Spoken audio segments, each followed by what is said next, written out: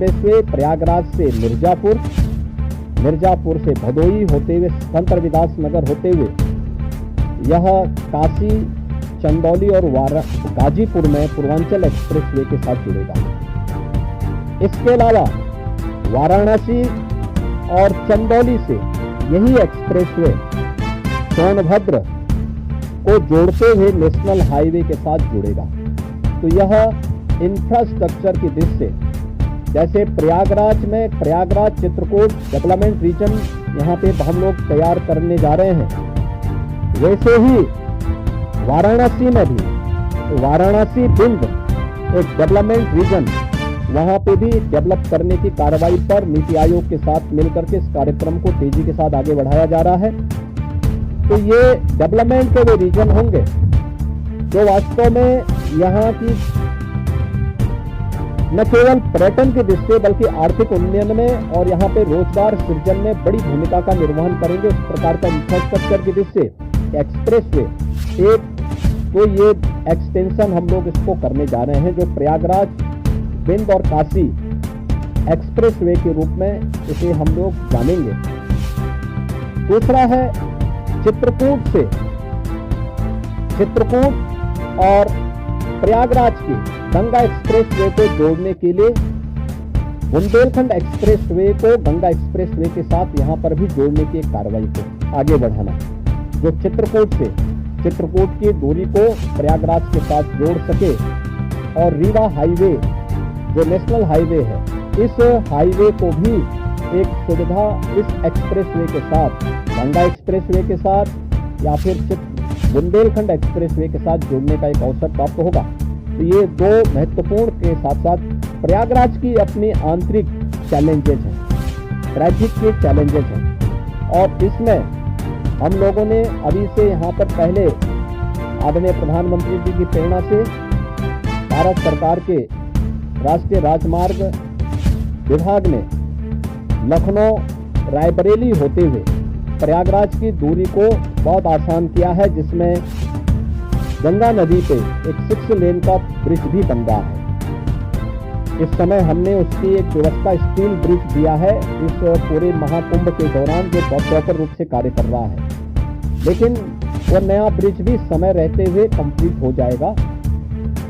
ऐसे ही अन्य कनेक्टिविटी के लिए यहाँ से मिर्जापुर, जौनपुर, वाराणसी, आजमगढ़, गोरखपुर की कनेक्टिविटी को बनाए रखने के लिए यहाँ पर जो मांग हो रही थी प्रयागराज शहर की तरफ से सलौरी और हेपापट्टी के बीच में, झूसी के बीच में इस पूरे ब्रिज को बनाने की कार्रवाई को 4 लेन के एक ब्रिज को सरकार इसको बनाएगी। दूसरा रीवा की तरफ से और जो आपके अरेल की ओर से जो यहाँ पे प्रेशर है यमुना जी के ब्रिज पे सिग्नेचर ब्रिज आज से 20 साल पहले बनकर के तैयार हुआ। आज यहाँ पर उसकी दृष्टि से बहुत महत्वपूर्ण आवश्यकता यहाँ पर है कि उसके पैरेलल एक नया ब्रिज बने।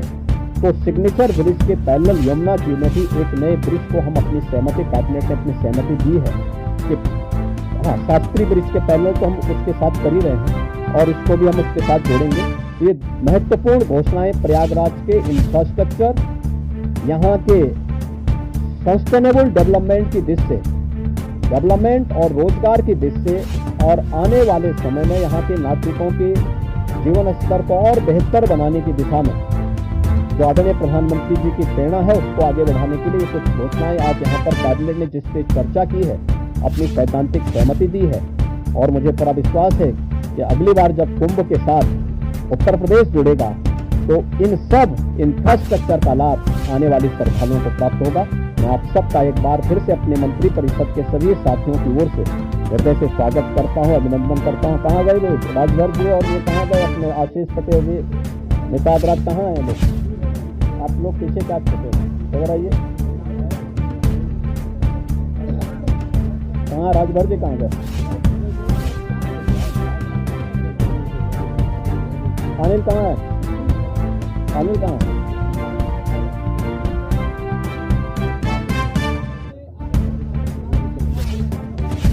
हाँ, तो इसीलिए तो यहाँ पे ये प्रभु की ही कृपा है। प्रभु आज ही के दिन 500 वर्षों के बाद अयोध्या में विराजमान हुए थे और आज पहली बार उत्तर प्रदेश का पूरा मंत्री परिषद आज यहां पर आया है।